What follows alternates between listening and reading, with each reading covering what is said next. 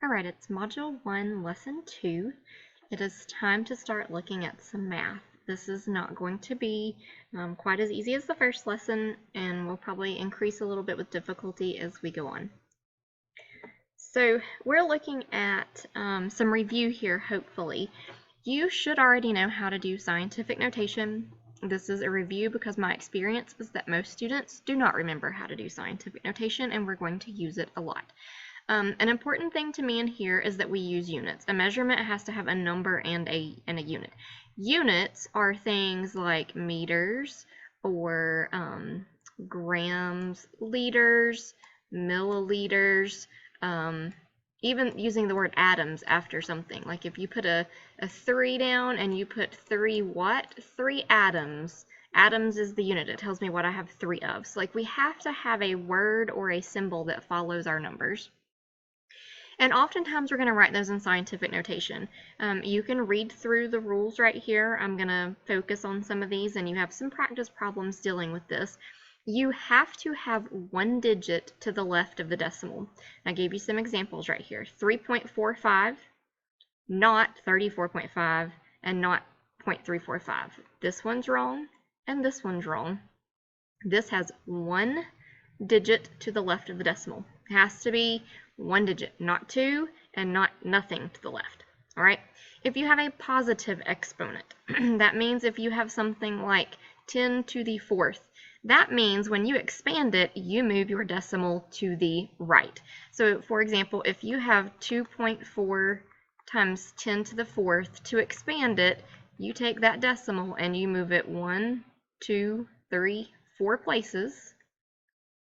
So that actually stands for 24,000. If you have a negative exponent, when you expand it, then you move your decimal to the left. So for example, I don't want to highlight. I'm assuming you can see what I'm doing here. We'll erase this. So for example, if I give a negative 4, so same thing, 2.4 times 10 to the negative 4th, then when I expand it, I move it 1, 2, 3, 4 places to the left, and I fill in all my little swoop marks with zeros. So this time it is a much smaller number, okay? If you see numbers that are written incorrectly, like this one is not correct, you can fix it. You would have to move the decimal over one more space, which would move it over to 5.67. The 5 would change to a 6. This one you would have to move the decimal over between the 4 and the 2, and it would change it from the 3rd to the 2nd. Your calculators will do scientific notation, and I will include a video that I made in the past about how to do scientific notation properly on your calculators, because part of the time that is going to be the battle with getting problems right. I would prefer that numbers that are greater than the thousands place be in scientific notation, and things that are less than 1 with more than 4 decimal places be in scientific notation. It's just easier to read. If you're writing a number that has, 23 zeros, I don't want to have to count 23 zeros, and your calculator will do it for you. So if it is a large number, either way with lots of digits, scientific notation is a must, please. All right, accuracy and precision. I think this should be pretty self-explanatory, and you can look at it for just a minute. You can read through the words. If you have questions about the difference between accuracy and precision, you can ask. It is possible to be accurate and precise, and you can also be precise without being accurate. So you can look at the little targets, kind of give you an idea of how you can be both, or just one or the other, or none of the above. This is how I play darts right here. I'm not good at anything. With us, it's usually about numbers. So when we talk about precision of numbers, we're often talking about how many place values a number has. So if you have a decimal place, and you have one digit to the right of the decimal place, that is not as precise as something that has 2 digits. Like 1.1 means a tenth. But if we had 0.11, that is more specific or more precise. If we had 0.112, having a 3rd digit to the right of the decimal is even more precise. So in terms of precision, we're talking about place values. The further your place values go to the right, the more precise it is. Happens too with large numbers. So if we have the number 400 That is not as precise as 410 because this is, I know this is good to the hundredth place. This one, I know the tens place as well. It looks like, you know, the ones place is a 0. If we had 412, then this is even more precise because it gives me the ones place. Like if this was rounded to the hundreds, that's not as precise as this one that's rounded to the tens, and this one is rounded to the ones. So the further we go to the right, the more the precision increases. Okay, then we have calculating error. You can read the words right here. I'm not here to read slides to you. You have a formula for how to compute the percent error. And these little bars mean the absolute value. And if you remember from math class, that just means that whatever is inside is going to be a positive number.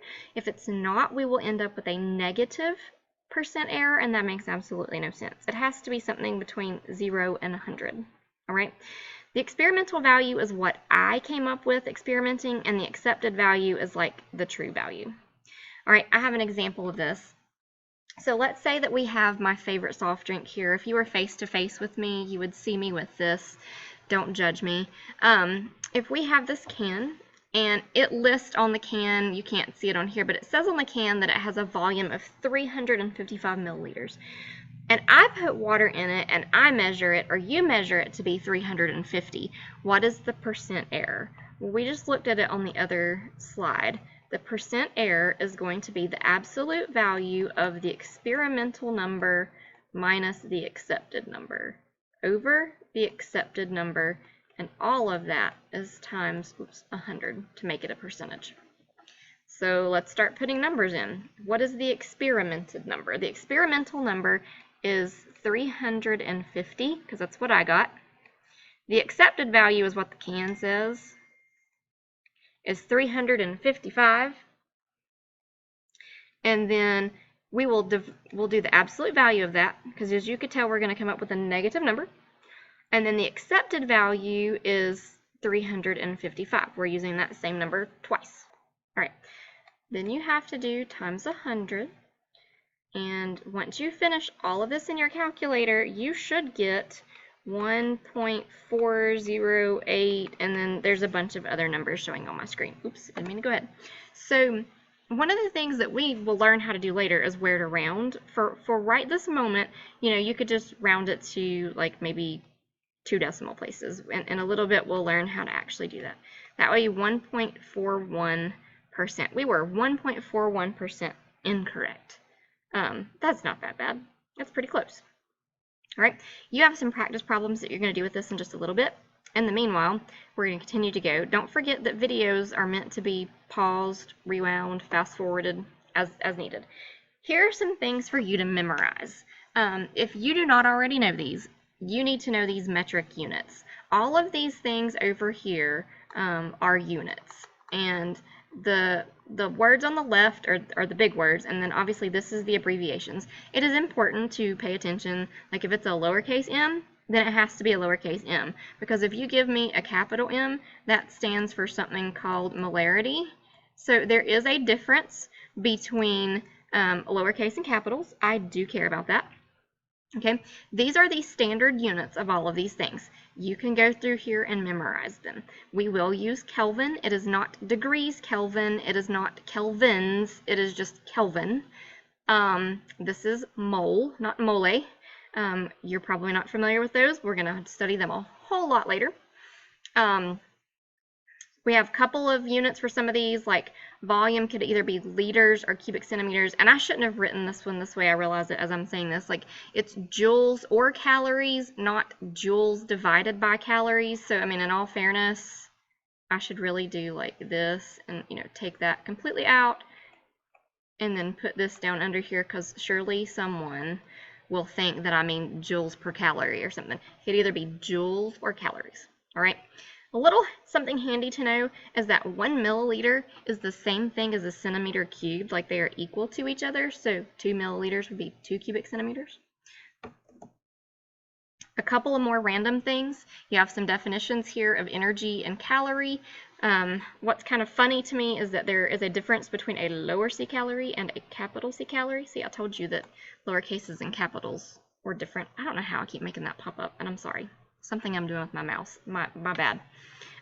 We have strange definitions for things. Like, there is a standard for what a calorie is. You know, like there is a definition of it. How much heat you need to raise the temperature of a gram of water by a degree Celsius. Yes, that is true. You need to memorize the vocab words.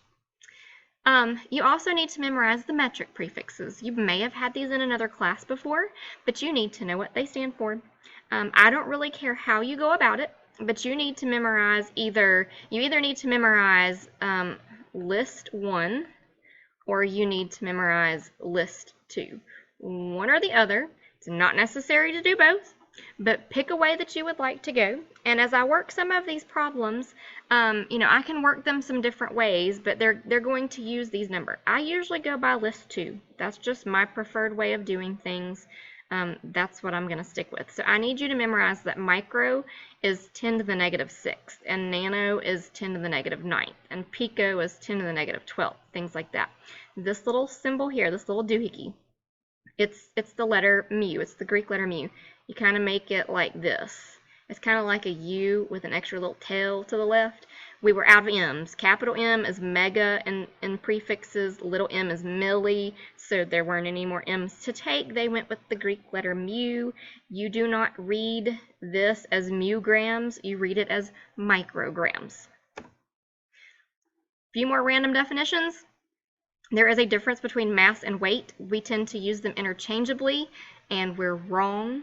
Your weight can change because it's based on gravity, but if we fly you to the moon, your mass should still be the same because you are made up of the same amount of matter, the same number of atoms, but your weight is different because gravity is different. There is a definition too for grams and kilograms. You can look at this, you can read. Here's some more words: temperature, Celsius, and Kelvin.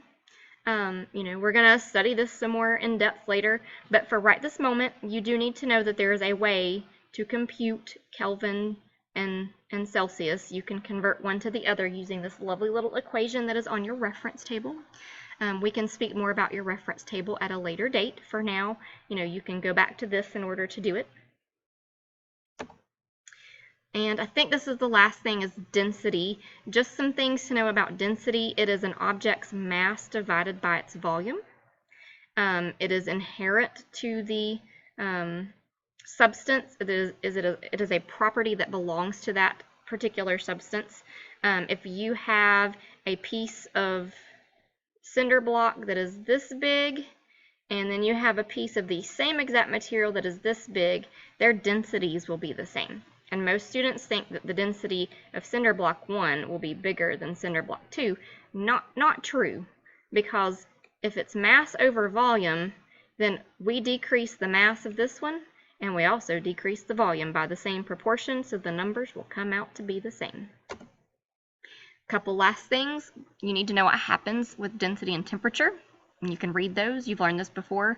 You've heard of it maybe as like thermal expansion. When something gets heated, it usually expands, which makes its volume go up, and that if you are doing density as mass over volume, if you have the same mass and the volume gets bigger on the bottom, that means your density gets smaller because the bottom of the fraction got bigger, so that's going to make a smaller number.